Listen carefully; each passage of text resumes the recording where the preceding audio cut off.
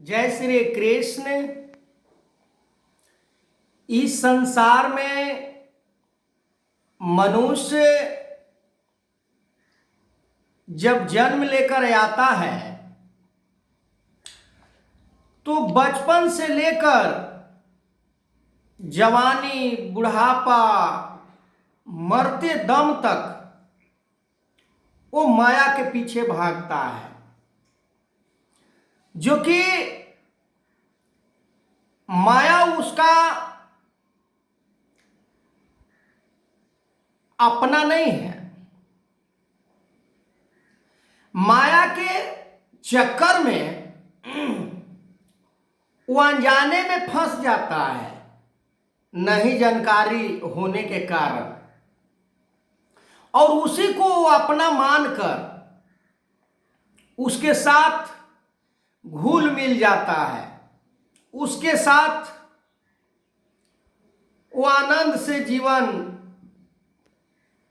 बिताना महसूस करता है कि अब हमें जीवन का आखिरी पड़ाव प्राप्त हो गया है, जो कि मनुष्य का नासमझी कहिए या अज्ञानता कहिए या मूर्खता कहिए, नादानगी कहिए। हम इस संसार में आए हैं केवल संसार के पदार्थों को उपभोग करने के लिए नहीं। हम संसार में आए हैं परमात्मा को प्राप्त करने के लिए। अब हम सोचें कि जब हम ये संसार में आए हैं परमात्मा को प्राप्त करने, तो क्या परमात्मा हमें प्राप्त हो गया? हम अपने मन में ऐसा इन्वॉल्व करें कि क्या मानव जीवन हमें भगवान ने दिया, क्या हमने परमात्मा को प्राप्त किया? यदि परमात्मा को प्राप्त नहीं किया है तो परमात्मा के अवश्य प्राप्त करना पड़ेगा। अब परमात्मा को प्राप्त करने के लिए संसार के माया को तो त्यागना ही पड़ेगा। यदि नहीं हम त्यागते हैं तो परमात्मा की प्राप्ति नहीं होगी। लाख कितना भी कोई किसी प्रकार से बात बना ले, पर परमात्मा को प्राप्त वही करता है जो इस संसार के माया से वो ऊपर उठ जाता है। माया के वो चक्कर में वो जीवन जीता ही नहीं है। माया मिला तो ठीक, न भी मिला तो भी ठीक। वो अपने आप को ऐसा महसूस नहीं करता है कि हमें ये चीज प्राप्त नहीं हो रहा है, हमें ऐसा नहीं हो रहा है, हमें ये नहीं मिला, हमें वो नहीं मिला, कुछ नहीं।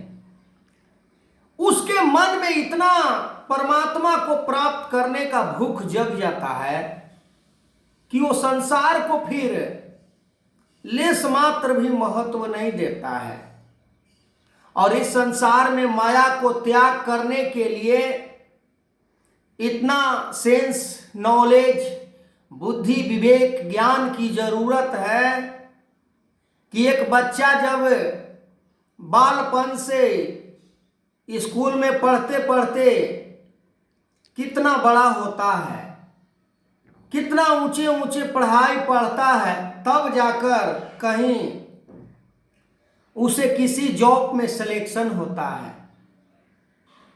अथक प्रयास करने पर, पूरा मेहनत करने के बाद उसे कहीं जॉब्स प्राप्त होता है, कहीं नौकरी,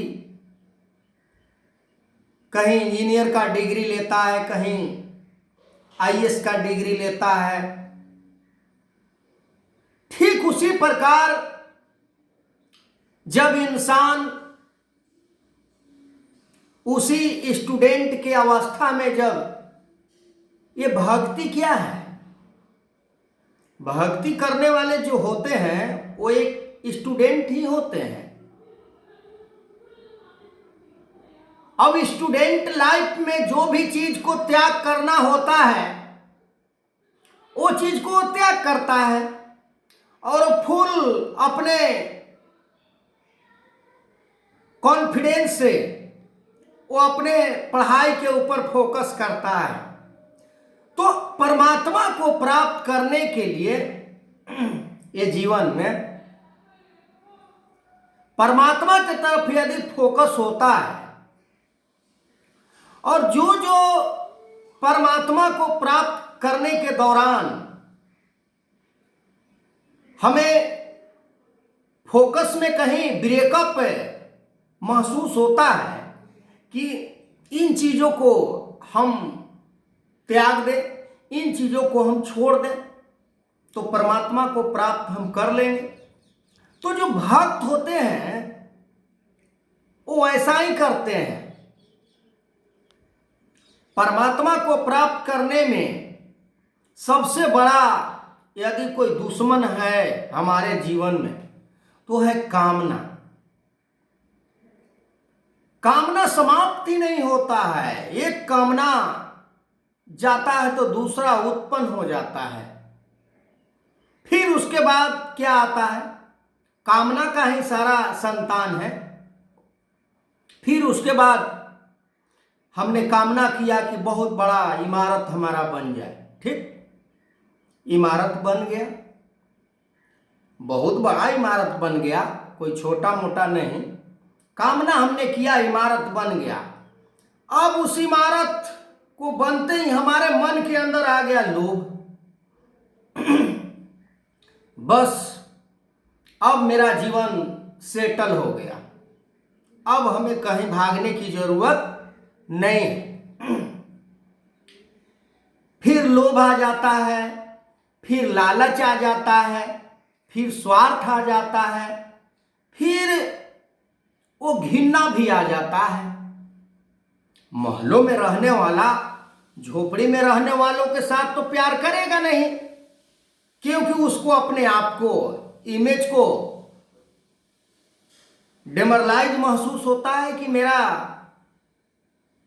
ये रुतबा है, कैसे मैं इनसे बात करूं। तो आज इंसान को ऐसी दशा बन चुका है कि पशु और पक्षी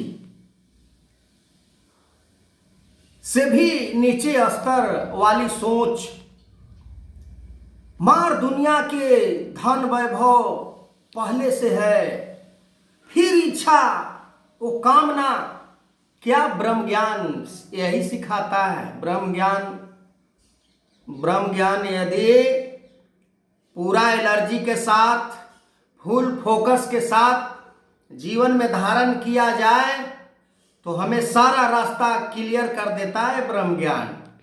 क्या करनी है, क्या नहीं करनी है, क्या प्राप्त करना है, क्या प्राप्त नहीं करना है, कौन सी कर्म को करना है, कौन सी कर्म को नहीं करना है, कहाँ जाना है, कहाँ नहीं जाना है, कब सोना है, कब जागना है, कब खाना है, कब पीना है।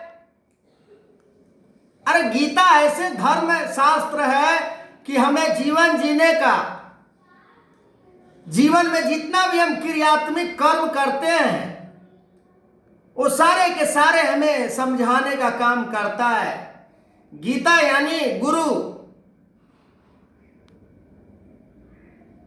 भागवत गीता कृष्ण के बारे में वर्णित, जो अपने तरफ आकर्षित करता है किसी को, वो कृष्ण का जीवन का, जो चरित्र का, बुद्धि का, विवेक का, किस तरह अर्जुन को, मुंह में पड़ा हुआ इंसान को उन्होंने बाहर निकाला उस मोह से।